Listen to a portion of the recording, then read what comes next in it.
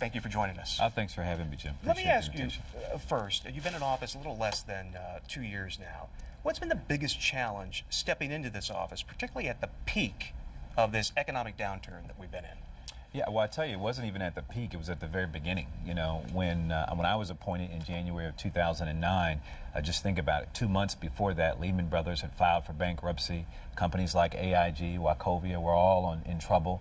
Fannie Mae and Freddie Mac were struggling. And so I came into the Treasury at a time where there were a lot of real serious challenges for America. And Ohio was not immune to those challenges. And so we entered into office with an unemployment rate that was on the rise. And a Treasury that, while was in sound condition overall with a AA rating on the bonds we issue, we had to manage things with a lot of care. And it was midterm.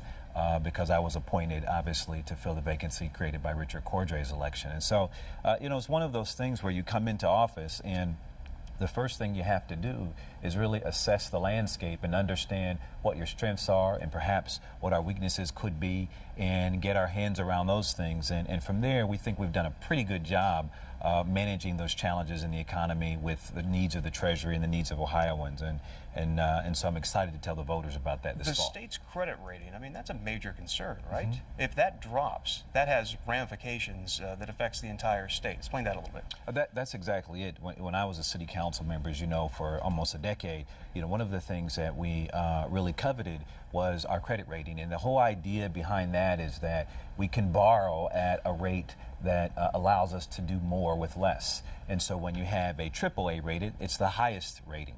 The state of Ohio has a AA rating. In last year's economy, AA ratings equated to what was like having a AAA rating. So what that says about Ohio is our overall financial condition, our overall financial structure is sound, yet we have to be doing the things that will ensure that that rating lasts long term, like demonstrating the ability to pay on our debt. And that's the critical analysis when it comes to credit rating. Well, since you've taken office, there have been some charges, and it's strange because the Treasurer's office is typically an office that kind of flies below the radar in election years. There have been some traded allegations of that your opponent, Josh Mandel, who's a state representative, has said that you've been using patronage. You've got the Democratic Party saying that he is inserting religious bias into this. How has this come in an office that is normally so quiet and so focused on what you exactly just were talking about? Karen, I think it's the climate of politics today. Unfortunately, there are a lot of politicians or even wannabe politicians out there that they look at things that sometimes are products of good actions and see how they can turn them into negative. And let me just kind of break that down for you. One of the things that my opponent has referenced, and it's clear he just doesn't understand how the Treasury works. And that's an important part of holding office. You got to understand the office. But one of the allegations is about a contract that was awarded to State Street Bank. And he claims that they were given this contract and I played favor to them and whatnot. What he isn't saying is that that contract was bid out. And get this, it was bid out for the first time in Ohio history. By Ohio Revised Code authority, the treasurer is given the authority to simply what we call negotiate contracts to hold what we call custodial services for our pension funds. And historically, the treasurer simply goes to a bank and negotiates a fee or charge for the custodial element of those services, and then they have what they call escalator clauses. Every year it goes up by a certain percentage. Maybe it's 3%, maybe it's 5% and whatnot. Well, when we came into the office, again, in the midst of a turning economy, unemployment rate rising, we were looking at how can we save taxpayer cost. And so what we analyzed was that Ohio's fees and cost were on the top tier of what states are being charged by banks on Wall Street and even banks on Main Street in some cases. And so we tested the theory of what if we bid this contract out? What would we save? Well, we thought we'd save about $4 or $5 million. And we said, well, to us, that we felt obligated to be able to bid that out. We felt obligated to bid out. But let me just finish.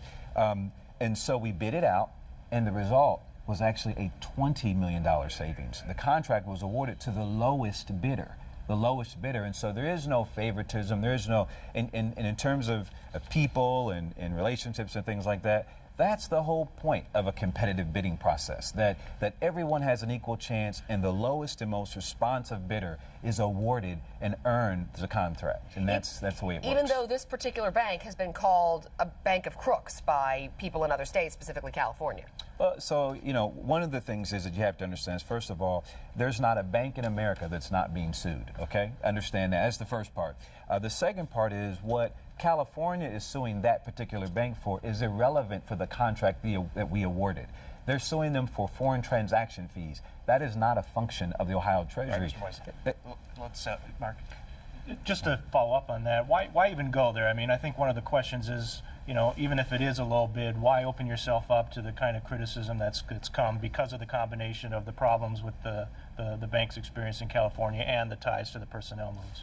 Again, it's not the same transaction. It's not the same function. So essentially, the work that they did in California is not what we're doing with them in Ohio.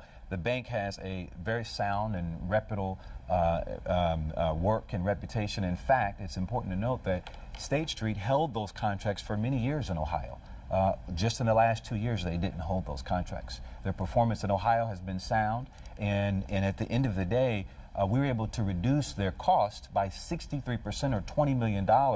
And again, it was lowest and competitively bid. And what, I think the litmus test around what my opponent would claim is, should someone else have been awarded the contract?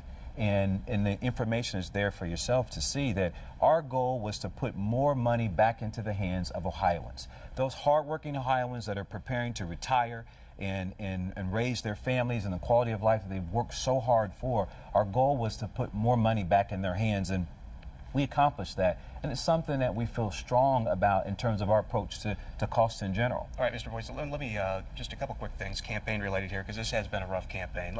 Your opponent, Josh Mandel, used in an email the words comrade and Musk in talking about your deputy treasurer. Do you believe he should apologize for that? He says he will not apologize because he's not confident that people are being hired for the right reasons in your office. When you saw those words, what do you think about those? For me, the bottom line is this. Let's talk about running the Ohio Treasury. Let's talk about understanding the needs of Ohioans through the Treasury, our investments, and through how we manage resources.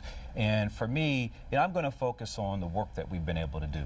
The things that we've accomplished, and how we can best move Ohio forward. And to me, that's the important discussion. And if he wants to have that discussion with me, then that's what I think Ohioans want, and I think that's what they deserve. Not what church someone goes to, what mosque they go to, what synagogue they go to. All of those things are irrelevant as it relates to the Ohio Treasury and the work that we do. It's about managing the resources the best we can, saving Ohio taxpayer dollars, and ensuring that we're able to grow that portfolio so that we can carry out the quality of life that Ohioans expect. On that note, one last charge that he's leveled, the $32,000 that he calls for promotional purposes. Your counter to that has been you're actually spending less than predecessors, but explain that a little bit, because that's one that he's kind of been hitting you on, is the fact that there have been water bottles and pencils, things that are typically associated with different elected offices. Yeah, well, I tell you, we came in, as you remember, I was appointed in January of 2009, and one of the first things we did was assess our financial situation, and we began to cut in many areas, of one which was our marketing budget. Many of those items were already in the queue, and we simply changed the name on them. And that's the first part. Secondly, they go towards programs that promote financial literacy. We read a statistic early on that said 40% of Americans spend $1.22 for every dollar that they earn.